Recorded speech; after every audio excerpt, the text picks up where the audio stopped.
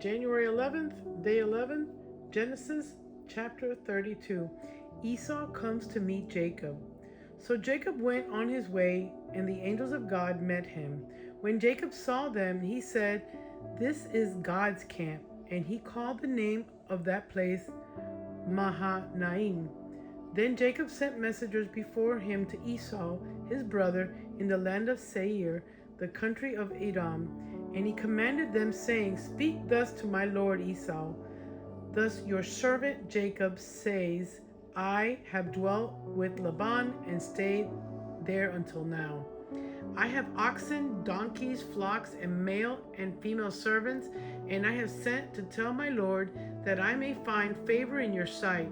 Then the messengers returned to Jacob, saying, "We came to your brother Esau, and he also is coming to meet you, and 400 men are with him." So Jacob was greatly afraid and distressed, and he divided the people that were with him, and the flocks and herds and camels, into two companies. And he said, "If Esau comes to the one company and attacks it, then the other company which is left will escape." Then Jacob said, "O God of my father Abraham and God of my father Isaac, the Lord who said to me, 'Return to your country and to your family, and I will deal with you.'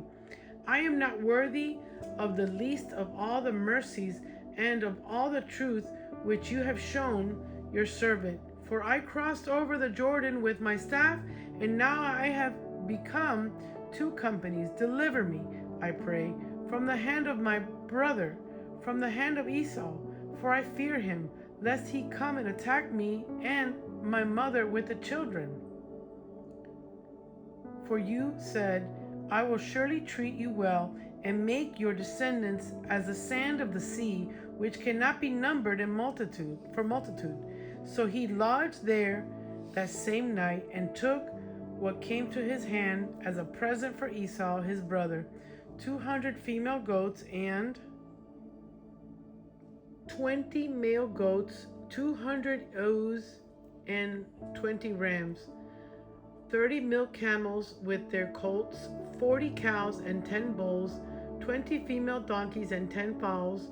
Then he delivered them to the hand of his servants and drove by itself, and said to his servants, "Pass before me and put some distance between successive droves." And he commanded the first one, saying, "When Esau my brother meets you and asks you, saying, 'To whom do you belong, and where are you going? Whose are these in front of you?' Then you shall say, 'They are your servants Jacob's. It is a present sent to my lord Esau, and behold, he also is behind us.'" So he commanded the second, the third, and all who followed the drove, saying, "In this manner you shall speak to Esau when you find him, and also say, 'Behold, your servant Jacob is behind us.' For he said, 'I will appease him with the present that goes before me, and afterwards I will see his face. Perhaps he will accept me.' So the present went on over before him, but he himself lodged that night in the camp, wrestling with God. And he arose that night, took his 2 wives, his 2 female servants, and his 11 sons, and crossed over the ford of Jabbok. He took them, sent them over the brook, and sent over what he had. Then Jacob was left alone, and a man wrestled with him until the breaking of day. Now when he saw that he did not prevail against him, he touched the socket of his hip, and the socket of Jacob's hip was out of joint as he wrestled with him. And he said, "Let me go, for the day breaks." But he said, "I will not let you go unless you bless me." So he said to him, "What is your name?" He said, "Jacob." And he said, "What? Your name shall no longer be called Jacob, but is Israel, for you have struggled with God and with men, and have prevailed." Then Jacob asked, saying, "Tell me your name, I pray."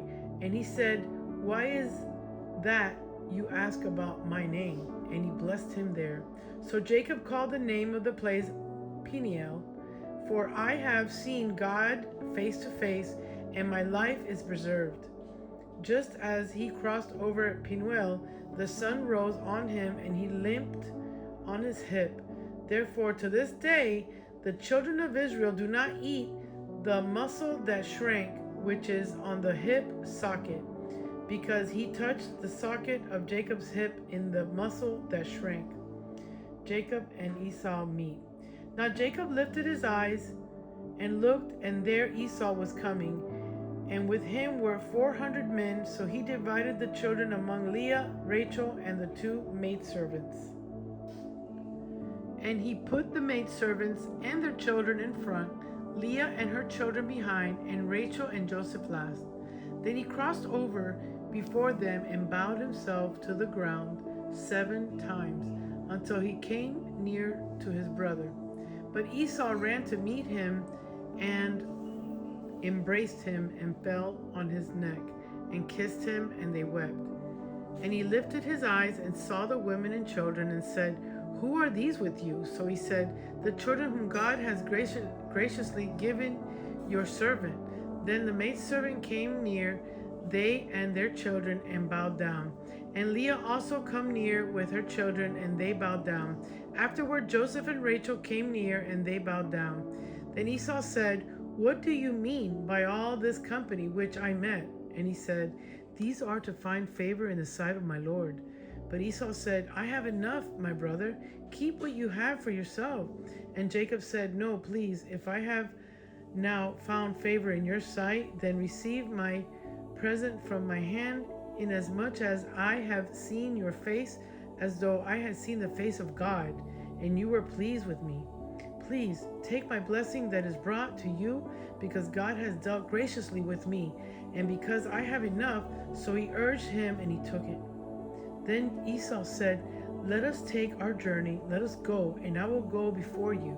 But Jacob said to him, "My Lord knows that the children are weak, and the flocks and herds which are nursing are with me, and if the men should drive them hard one day, all the flock will die. Please let my Lord go ahead before his servant. I will lead on slowly at a pace which the livestock that go before me and the children are able to endure, until I come to my Lord in Seir." And Esau said, "Now let me leave with you some of the people who are with me." But he said, "What need is there? Let me find favor in the sight of my Lord." So Esau returned that day on his way to Seir, and Jacob journeyed to Sukkoth, built himself a house, and made booths for his livestock. Therefore the name of the place is called Sukkoth. Jacob comes to Canaan. Then Jacob came safely to the city of Shechem, which is in the land of Canaan, when he came from Padam Aram, and he pitched his tent before the city. And he brought the parcel of land which he had pitched his tent from the children of Hamor, Shechem's father, for 100 pieces of money. Then he erected an altar there and called it El Elohi Israel. The Dinah incident.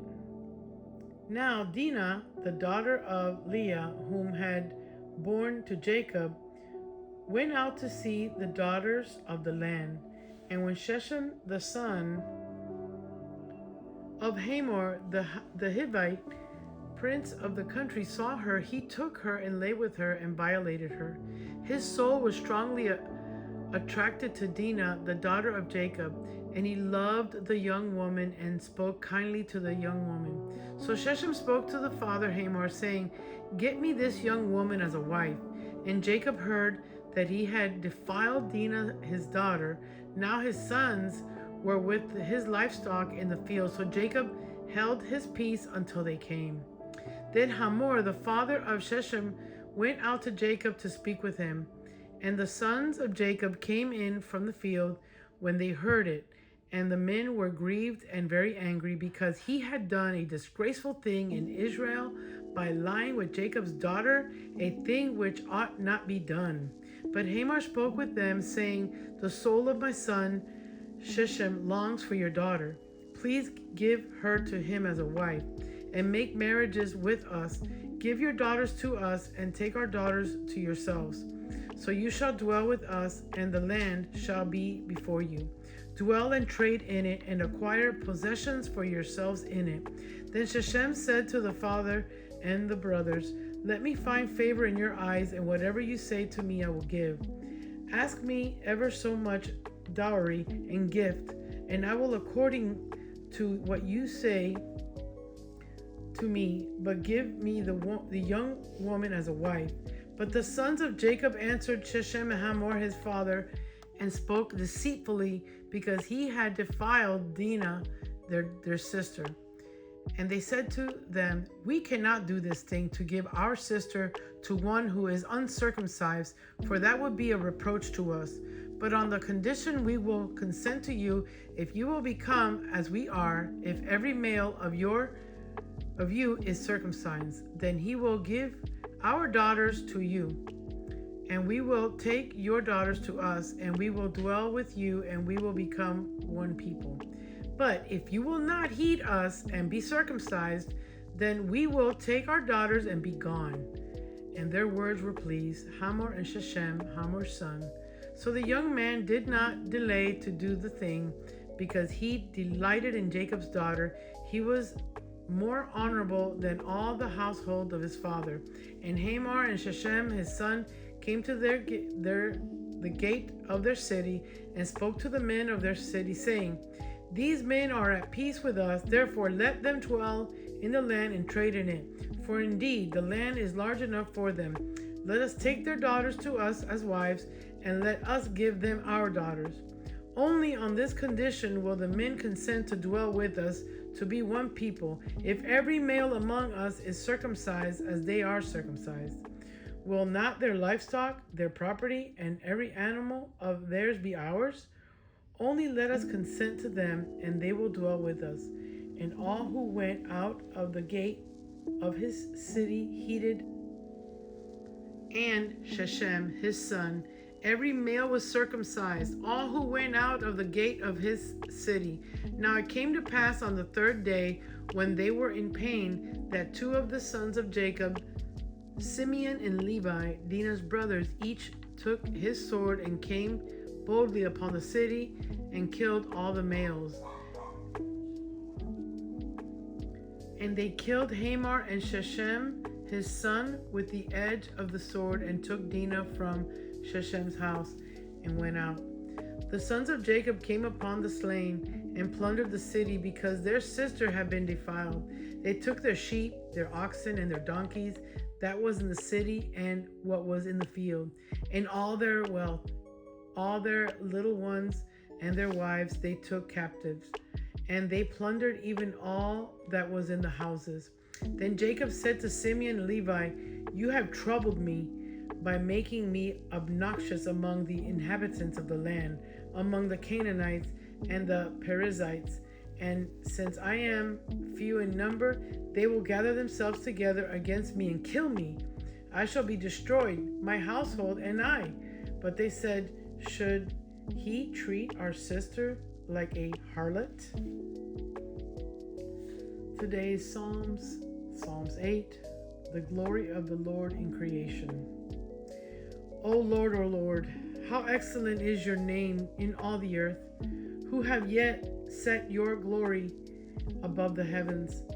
Out of the mouth of babes and nursing infants, you have ordained strength because of your enemies, that you may silence the enemy and the avenger. When I consider your heavens, the work of your fingers, the moon and the stars which you have ordained, what is man that you are mindful of him, and the Son of Man that you visit him?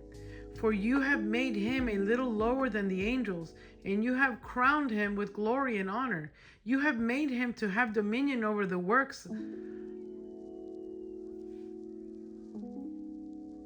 Psalms of today, Psalms 11, faith in the Lord's righteousness. In the Lord I put my trust. How can you say to my soul, Flee as a bird to your mountain? For look, the wicked bend their bow.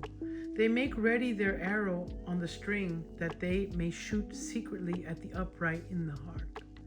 If the foundation are destroyed, what can the righteous do?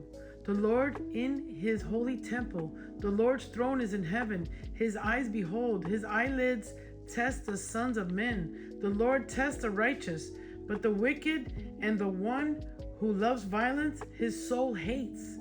Upon the wicked he will rain coals, fire and brimstone, and a burning wind shall be the portion of their cup.